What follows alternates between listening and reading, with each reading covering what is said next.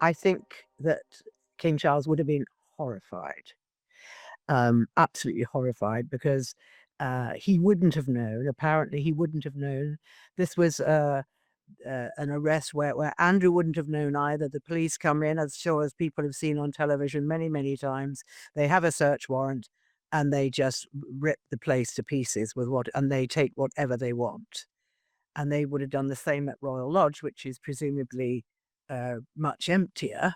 And the king would not have known until this had happened.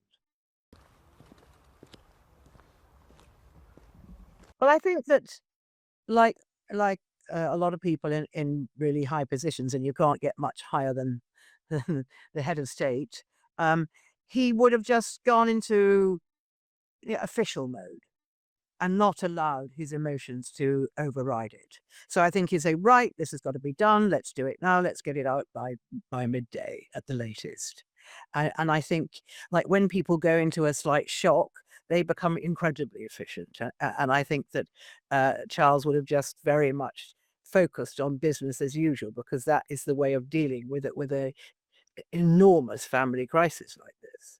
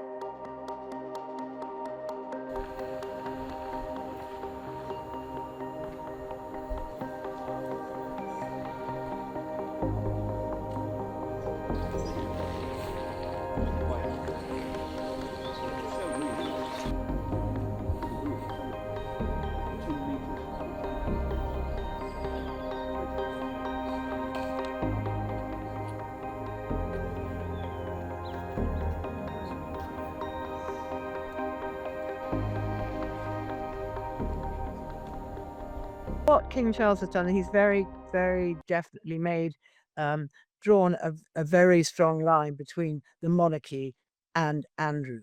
And that happened when Andrew was stripped of his titles and became Mr. Mountbatten Windsor. And I think, you know, the king's advisors would have, been suspected that, this could only go one way, and that was down. So they were preparing for that. So he's Andrew Mountbatten Windsor, like an ordinary citizen. So he's not really, although he is by blood a member of the royal family, they can actually separate themselves from him now, which is what they're going to have to do to get on with their duty, which is what they keep going on about and what they see themselves as being here for.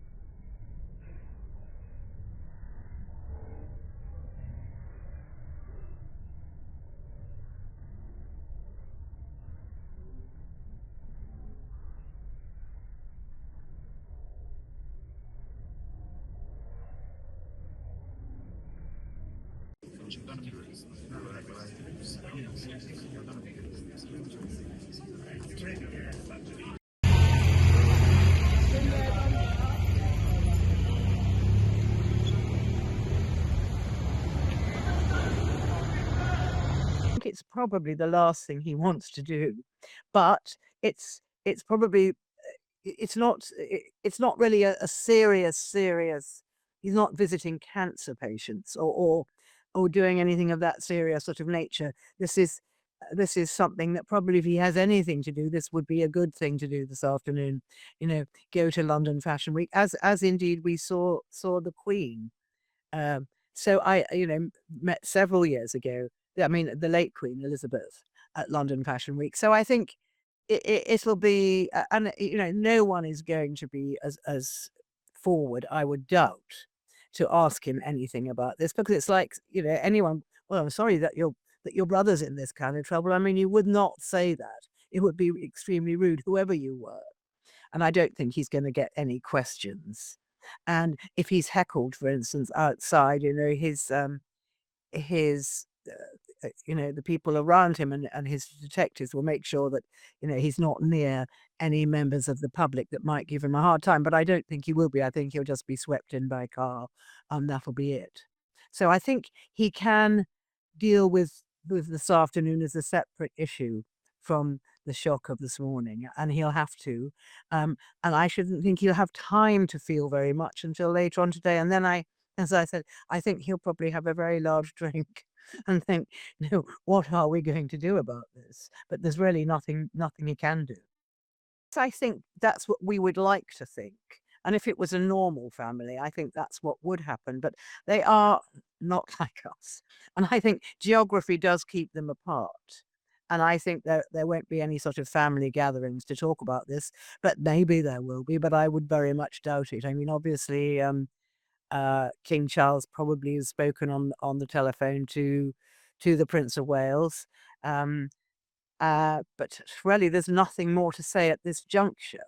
I mean, Andrew will be at this moment being, either in police custody or he'll be in police custody being interviewed. So this is going to be a slow burn this afternoon, and then either he'll probably be released, but if not, then there will be more questions to answer. So it's something that is it just goes it goes on, and we'll just have to keep watching and see what happens.